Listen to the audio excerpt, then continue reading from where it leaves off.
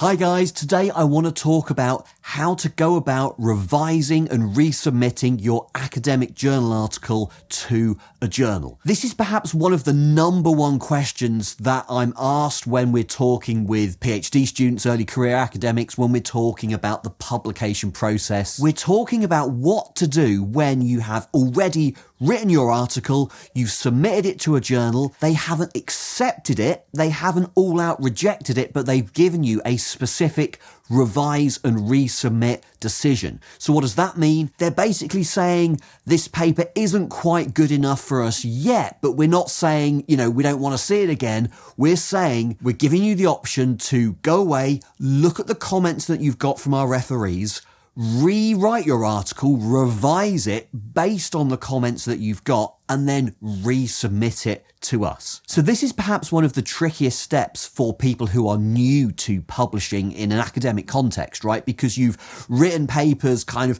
right the way through university, working out where to submit your article. There's lots of advice about that. So I've done a whole bunch of videos on this channel about writing and publishing academic articles. You can go and have a look at this playlist here. But in terms of doing a revise and resubmit, there's not a lot of advice or information out there. So I just wanted to put a bit of it down today. So I guess the first and perhaps the most important thing to say is you can only resubmit to a journal if they've given you a specific revise and resubmit invitation. Okay, if you get a decision back from them that says revise and resubmit, if they have rejected your article without it being a revise and resubmit, they're saying we don't want to see that again. And basically that's saying you can't send that particular article back to that journal. And the second thing that's worth saying up front is that your chances of getting that paper published after it's been given a revise and resubmit decision is much higher than just submitting it for the first time. Journals have quite low acceptance rates, but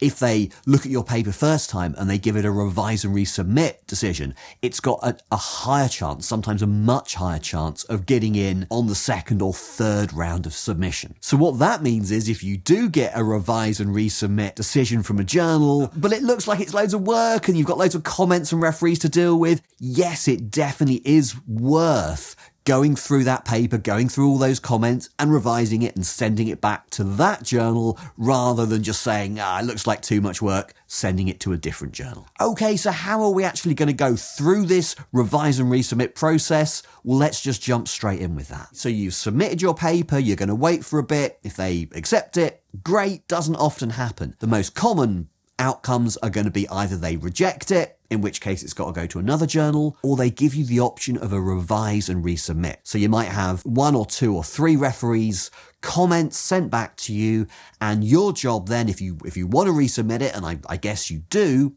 is you've got to look at those comments and revise the paper in light of them. Okay, how are you going to do that? Well, it's a similar process to when you sent out your paper or you gave talks and you got a bunch of comments back. You have to sift through them and work out which ones will actually improve the paper and which ones just feel like tangents, okay? So I'm not going to say you should revise the paper in light of every single little comment. I mean, after all, some of them might just be, crazy wild speculations. Some of them might be misunderstandings. Now, if they're misunderstanding, you don't really want to go into it in a lot of detail, but you want to avoid that misunderstanding. So you might want to include a small clarification. On the other hand, if one is a big objection to what you're trying to do, then you might need to go into it in a bit more detail. And in fact, in that case, you might have to go away and think through the project, think through your idea for a couple of weeks or months. You might have to include a whole extra section in the paper addressing that kind of comment. You might have to change what the theory that you're developing says in light of that comment.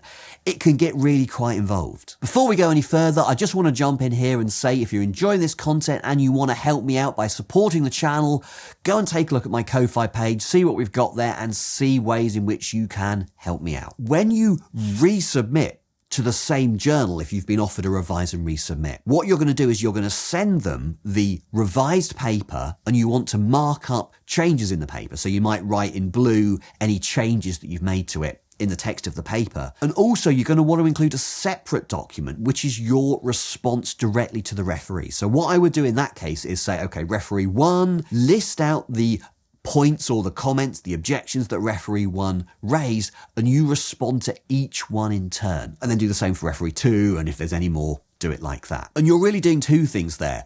One is you're responding to the point. So if they've objected to your theory, you might be saying, here's how my theory gets around that point. But secondly, you're saying how you've changed the paper in light of that. So typically you might be saying, okay, referee 1 objected that blah, blah, blah. In response, here's how my theory gets around that objection. I've included an extra paragraph in section 5 explaining this response. Okay, that's a standard way of doing it. But it's not the only way. You might be sort of saying, oh, that's an interesting point. Here's how I would get around that point. But look, I'm not going to discuss this in the paper because I think it would be a big tangent. So I've just added a footnote or I've just added a little clarification, but I'm not going to go into that in the paper because I think it would take the paper too far off course, or it would, expand the word count too much or whatever. So you've got a few options in the way that you respond to the referees. What I would make sure you do is you respond to all the points that they've raised in the response to referees because, they've put effort into thinking this stuff through. It's kind of a bit disrespectful just to ignore them, but that doesn't mean you have to include every point that they've made in the actual paper that you're resubmitting. Often referees say stuff that you find hurtful, upsetting, you get angry. If you're feeling like that, just put it all down and come back to it another day, because in your response to referees, you want to be upbeat. You don't want to be too aggressive and combative. However much the referees might have misunderstood what you're doing or upset you or whatever, they've put their time into reviewing your paper for free. Right? It's not something they have to do. They volunteered to do this, and you want to be thankful for that, or at least you want to appear thankful for that, however you actually feel about what they've said. How you actually go about this whole process at the end of the day does change as you go through your career, right? I found this in my own case. At the start of my career, it was like, I really, really want this paper published. If I've got a revise and resubmit option, that means it's one step closer to being published.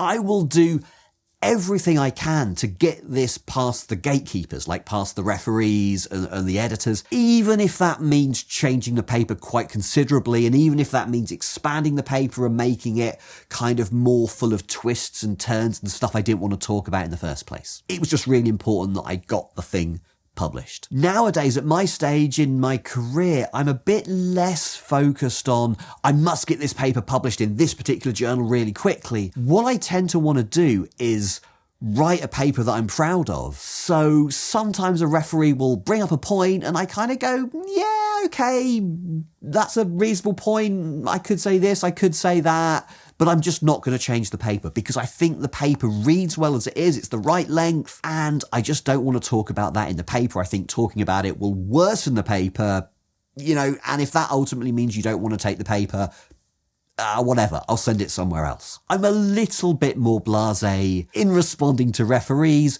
but I've got more confidence in my own judgment of what is a good paper. I'm more confident that I can judge that than back when I was just starting out. There is so much more to say about writing and publishing an academic journal article. I haven't really talked much here about the actual writing process, what that should look like, the kind of things you want to go and think through. So if you want to hear a bit more about that, go and take a look at this video over here. Thanks to all my Ko-Fi supporters for making this content possible. Thanks to you for watching this far. I really appreciate it, and I hope to see you back here on Attic Philosophy soon.